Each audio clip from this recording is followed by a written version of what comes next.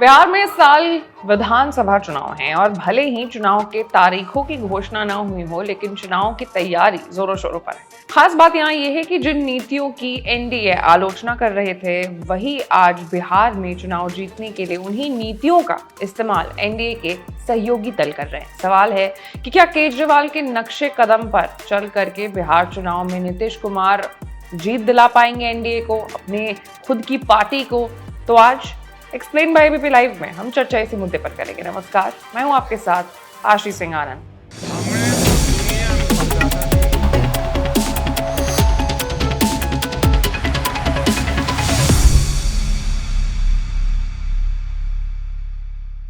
सबसे पहले खबर क्या है वो जान लेते हैं। तो दरअसल बिहार सरकार ने आम लोगों को बड़ी राहत देते हुए एक अहम फैसला किया है। मुख्यमंत्री नीतीश कुमार ने घोषणा की है कि अब राज्य के सभी घरेलू उपभोक्ताओं को हर महीने 125 यूनिट तक बिजली मुफ्त मिलेगी।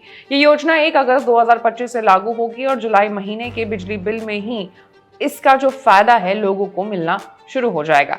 इस फैसले की जानकारी खुद मुख्यमंत्री ने अपने सोशल मीडिया पोस्ट के जरिए दी। उन्होंने कहा है कि सरकार की कोशिश शुरू से ही यही रही है कि लोगों को कम कीमत पर बिजली मिलती रहे। अब हमने तय किया है कि हर घरेलू उपभोक्ता को 125 यूनिट तक बिजली बिल नहीं भरना पड़ेगा। नीतीश कुमार के इस कदम से राज्य के लगभग 1,67,00,000 परिवारों को सीधा लाभ मिलेगा। गरीब और मिडिल क्लास परिवारों के लिए ये योजना बहुत मददगार साबित होगी, क्योंकि इससे उनकी जेब पर जो बोझ है वो कम होगा।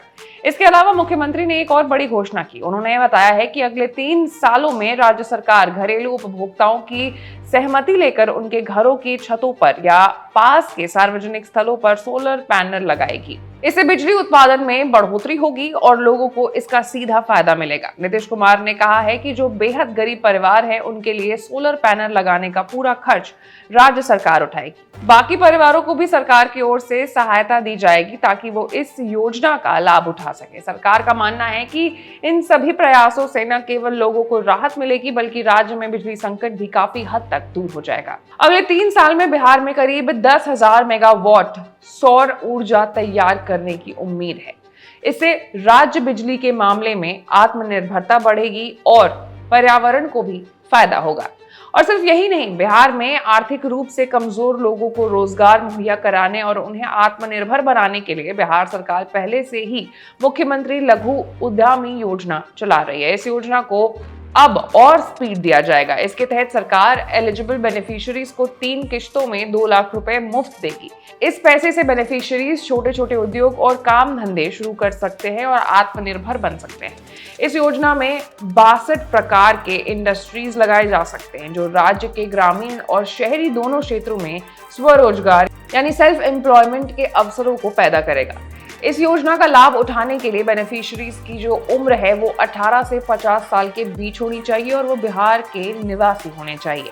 हालांकि वो बेनिफिशियरीज जो पहले से ही मुख्यमंत्री उद्यमी योजना का लाभ उठा चुके हैं, वो मुख्यमंत्री लघु उद्यमी योजना के तहत आवेदन भरने के लिए एलिजिबल नहीं होंगे।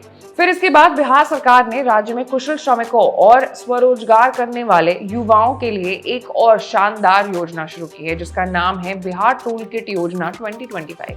इस योजना के तहत बिहार के मजदूरों और कारीगरों को उनके काम से संबंधित टूल किट मुफ्त में दिया जाएगा। इस पहल का उद्देश्य इन श्रमिकों की एफिशिएंसी को बढ़ाना और उन्हें सेल्फ एम्प्लॉयमेंट के अवसरों को और बेहतर उपयोग में लाने में ये सक्षम रहेगा। तो कुल मिलाकर के जिन जिन नीतियों पर और फ्रीबीज वाले योजनाओं पर एनडीए की सरकार केजरीवाल सरकार पर बरसती थी, आज वही एनडीए की जो सहयोगी पार्टी है वो कर रही है बिहार चुनाव में। और देखने वाली बात होगी कि इससे बिहार चुनाव में कितना फायदा एनडीए को पहुंचता है। ऐसे तमाम बड़ी खबरों से अपडेटेड रहने के लिए आपको हमारे चैनल को लाइक, सब्सक्राइब और शेयर करना होगा। मैं थी आपके साथ आशीष सिंह आनंद।